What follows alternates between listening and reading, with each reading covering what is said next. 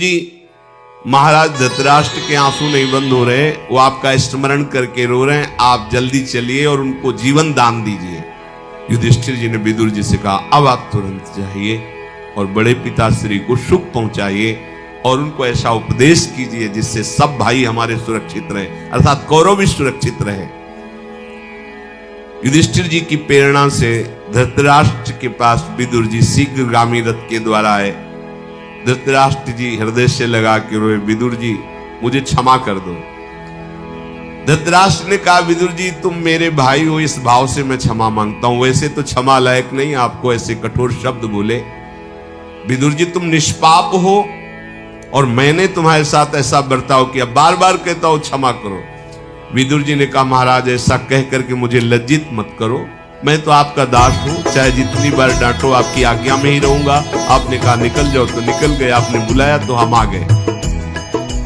विदुर जी और धृतराष्ट्र जी आपस में जो मन में क्लेश था उसको मिटाया। विदुर जी आ गए हैं, धृतराष्ट्र जी को बड़ा सुख मिला, पर दुर्योधन जल गया। ये आ गया पांडवों का पक्ष लेने वाला। फिर विदुर हमने तो समझा था निकल गया तो कांटा निकला। शकुनी, कर्ण और दुशासन और भाई मिलकर के संगोष्ठी की कि विदुर जी, भीष्म जी, ये दो ऐसे हैं जो कभी हमारी बात सफल नहीं होने देंगे। तो एक तो टूट गए थे तो समझा चलो ठीक निकल गए, लेकिन फिर बुला लिए गए। क्या होना चाहिए? पिताजी का ये पक्षधर मंत्री विदुर वापस आ गया। अब ये पांडवों का अंदर से बहुत सुहृद और प्यार करता है। हमें लगता है पिताजी को फिर समझाना चाहिए कि इसको फिर निकाल दो। कर्ण ने कहा ऐसा नहीं हो सकता धृतराष्ट्र जी, अब दोबारा ऐसा नहीं बोल सकते। तो बोले क्या किया जा सकता है? अगर विदुर जी रहे तो पांडवों की हित की बात कहते रहेंगे, और अगर पांडव वापस आ गए तो हम अपने पिता के सामने जहर खा करके आत्महत्या कर लेंगे। दुर्योधन ने कहा। शकुनी बोला, राजन तुम क्या नादान बच्चों जैसी बात करते हो, जानते नहीं पांडव सत्य प्रतिज्ञा, अगर उन्होंने प्रतिज्ञा कर ली 12 वर्ष का वनवास, 1 वर्ष का अज्ञातवास, तो अब किसी की भी आज्ञा न होने पर वो अपनी प्रतिज्ञा को नहीं तोड़ सकते। ये मुझे विश्वास, अधर्मियों को भी विश्वास है युधिष्ठिर पर। अपनी सुंदर आंखों से रोष प्रकट करते हुए कर्ण ने कहा, दुशासन, शकुनी और दुर्योधन, मेरा मत यह है कि हमारी पूरी सेना और हम चले वहीं उनको मार डालें, पांडवों को। इससे सब झंझट खत्म हो जाए। जंगल में है वो तो। मेरी राय है कि कवच पहनो और अभी अस्त्र शस्त्र लो, अभी चलते पांडवों का नाश कर देते हैं। जब वो मर जाएंगे तब कोई समस्या ही नहीं रह जाएगी। जब तक वो जीवित हैं तो क्लेश पर क्लेश मिलता रहेगा। कर्ण की बात सुन करके दुर्योधन, दुशासन भूल गए, हाँ ये सलाह बहुत अच्छी है। और वो पूरी तैयारी के साथ वन को जाने लगे तो भगवान व्यासदेव जी प्रकट हो गए। और श्री कृष्ण देवपान व्यासदेव जी लोक पूजित हैं। धृतराष्ट्र के पास गए, प्रज्ञा चक्षु धृतराष्ट्र से कहा, मेरी बात सुन, अपने पुत्रों को रोक, अगर वहां पहुंच गए एक भी जिंदा वापस नहीं आए, क्योंकि ब्रह्म ऋषियों से सुरक्षित और अस्त्रों के ज्ञाता पांडव फिर इनको क्षमा नहीं करेंगे। तुम भी हमारे पुत्र हो और पांडु भी हमारे पुत्र, तो पांडव भी हमारे हुए। ये छल पूर्वक तुमने जो जुए में हराया है, बस इतना समझ लो कि मैं तुम्हें शाप नहीं दे रहा पुत्र होने के कारण। 13 वर्ष तक वो अपनी प्रतिज्ञा में रहेंगे। किसी भी तरह का उनको विक्षेप मत डालिए, अपने पुत्रों को रोकिए। ये पापात्मा तुम्हारा दुष्ट पुत्र पांडवों का वध करने के लिए जा रहा है। तुम इस मूड को नहीं रोका तो वनवासी पांडव सर्वनाश कर देंगे तुम्हारा। भगवान व्यासदेव जी ने धृतराष्ट्र जी से ऐसा कहा। धृतराष्ट्र ने कहा, भगवान जुए का खेल मुझे भी पसंद नहीं था, पर हमें लगता है विधाता ने बलपूर्वक हमसे ऐसा करवाया है। क्षमा कीजिए। ना भीष्म जी चाहते थे, ना द्रोण जी चाहते थे, ना विदुर जी चाहते थे, और मैं भी नहीं चाहता था कि जुआ हो। तो हुआ किसकी? तुम्हारी आज्ञा से तो हुआ है, पर वो मुझे भी अच्छा नहीं लगा ये जुआ में ऐसा खेल। पर युधिष्ठिर की भी रुचि थी, इसलिए जुआ हो गया। भगवान, मैं ये जानता हूं कि दुर्योधन बड़ा दुष्ट है, पर हमें इतना पुत्र से प्यार है कि सबकी बातें मुझे कड़वी लगती है, मैं उसको त्याग नहीं सकता।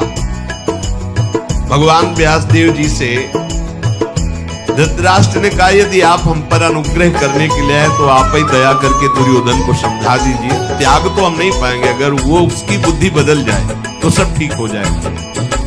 व्यास जी ने कहा कि हम तो इससे बात नहीं करेंगे। दुष्टात्मा पुरुषों का ऐसा सौभाग्य नहीं होता कि महापुरुषों से संभाषण करें। पर भगवत प्रेरित महामुनि मैत्री जी पधार रहे हैं और वो पांडवों से पहले मिलकर आ रहे हैं, तो मुझे लग रहा है कि वो आपको उपदेश देने आ रहे हैं। आप उनके उपदेश का अक्षरशः पालन करना। ऐसा कहकर के भगवान व्यासदेव जी अंतर्ध्यान हो गए। उसी समय महान तेजो में मैत्रेय मुनि पधारे, जो सदैव निर्भय, निशंक, निशोक, कभी एक शब्द भी मिथ्या नहीं, जिनके एक क्रिया भी मिथ्या नहीं, वहां आए। आते ही धृतराष्ट्र ने खड़े होकर के उनका सम्मान किया, अर्घ आदि देकर के। जटा तेजोमयी अग्नि की लपटों के समान मृगचर्म धारण किए हुए आकर कहा, महाराज, मैंने सुना है कि तुम्हारे पुत्रों की बुद्धि भ्रष्ट हो गई है और जुआ रूपी अनीति में प्रवृत्त करके पांडवों को भारी भय उपस्थित किया है, इसलिए मैं तुम्हारी दुर्दशा को तुम्हें बताने आया हूं। तुम्हारे ऊपर मेरा स्नेह है, धृतराष्ट्र से कहा, क्योंकि तुम भगवान व्यासदेव जी के पुत्र हो। महाराज, ये भीष्म और द्रोणाचार्य और बड़े बड़े बुजुर्गों के होते हुए ऐसी अनीति सभा में द्रौपदी को लाकर निर्वस्त्र करने की चेष्टा तुम्हारे होते हुए भी, तुम्हारी सभा में डाकू ही डाकू हैं।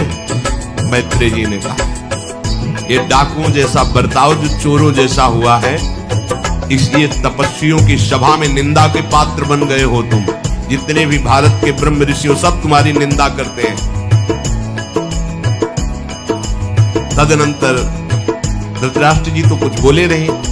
मैत्रेय जी ने देखा कि गर्भ में बैठा हुआ अभिमान में दुर्योधन है, मुड़े आसन से, और महाबाहु दुर्योधन, तुम बात को समझने वालों में हो, इसलिए मैं तुम्हारे हित की बात कह रहा हूं। ये जो पांडवों से तुमने द्रोह ठान रखा है, ये कुरुकुल का नाश करने वाला है। सब के सब सत्यव्रतधारी हैं पांडव, जिनका पौरुष अप्रमेय है। इच्छा अनुसार बल धारण करने वाले हिडिंब को परास्त कर दिया, जिन भीम ने बक नाम के राक्षस को जिन्होंने मारा। और अभी अभी मैं देख के आ रहा हूं, किरमीर नाम के राक्षस का उन्होंने वध किया। उन भीम से तुम विजय पाना चाहते हो, उनसे द्रोह करते हो। अरे जरा और मृत्यु के पास में तुम बंधे हुए उन पर विजय कैसे प्राप्त कर सकते हो, जो सत्य है और पौरुष वाले हैं। महापराक्रमी पांडवों के साथ तुम्हें मैत्री कर लेना चाहिए, मित्रता, शांति पूर्वक। तुम मेरी बात मानो, मेरी आज्ञा मानो, पांडवों से मित्रता करो। जब इतना कह ही रहे थे तो दुर्योधन ने मुस्कुराकर अपनी जांग में ताल ली। बड़ा भद्र व्यवहार। संतों के सामने तो ऐसा करना ही नहीं चाहिए, पर बुरी दशा आने के पहले बुद्धि बदली जाती है। मुस्कुराया और ताल जांग में दी, हाथ से ताल ठोकी और पैर पटकते हुए पृथ्वी में। मैत्रेय जी ने देखा उसकी चेष्टा। मैत्रेय जी समझ गए कि अभिमानी हमारा उपदेश नहीं माने। कुछ देर चुप रहे। दुर्योधन को देखकर मैत्रेय जी के ओंठ कांपने लगे, क्रोध। मैत्रेय जी ने कहा, सुन, तूने ऐसे ही समझ रखा है कि मैं ऐसे ही बोल रहा हूं और तू ताल ठोक रहा है, मेरे सामने अपराध कर रहा है। केशवाय नमः, नारायणाय नमः, माधवाय नमः आचमन किया और हाथ में जल लिया। ऐ मेरा अनादर करने वाले दुर्योधन, मेरी बात सुन। अब त्रिभुवन में कोई तुझे नहीं बचा सकता। वही भीम गदा से तेरी जांग तोड़ेंगे, तुझे चकनाचूर कर देंगे, तुझे निश्चित भीम के हाथ मरना होगा। साफ दे दिया, हाथ जोड़कर खड़े हो गए, चरणों में गिर दिया, क्षमा राष्ट्र कांप गए, और हाथ जोड़कर दुर्योधन तेरे द्रोह के कारण तेरा एक भी भाई नहीं बचेगा, और तेरी सहायता कोई भी करे चाहे भीष्म एक भी भाई नहीं बचेगा, कोई भी नहीं बचेगा। तेरी सहायता जो कोई भी करे चाहे भीष्म द्रोण कोई भी नहीं बचेगा करता, चाहे जितना बड़ा जो अधर्म की पक्षधारा मेरे सहायता करता, चाहे जितना बड़ा धर्मात्मा जिस जांग को ठोका है इसी जांग को ठोकेंगे भीम अपनी गदा से, और यहीं से तोड़ेंगे। तो जिस जांग को ठोका है इसी जांग को ठोकेंगे भीम अपनी गदा से, और यहीं से तोड़ेंगे। चरण पकड़ के का महाराज ऐसा ना हो, आप अपने शाप को वापस ले लीजिए। चरण पकड़ के का महाराज ऐसा ना हो। जब बहुत प्रार्थना की तो कहा एक ही बात में शाप हमारा वापस हो सकता है। जब बहुत प्रार्थना की तो कहा एक ही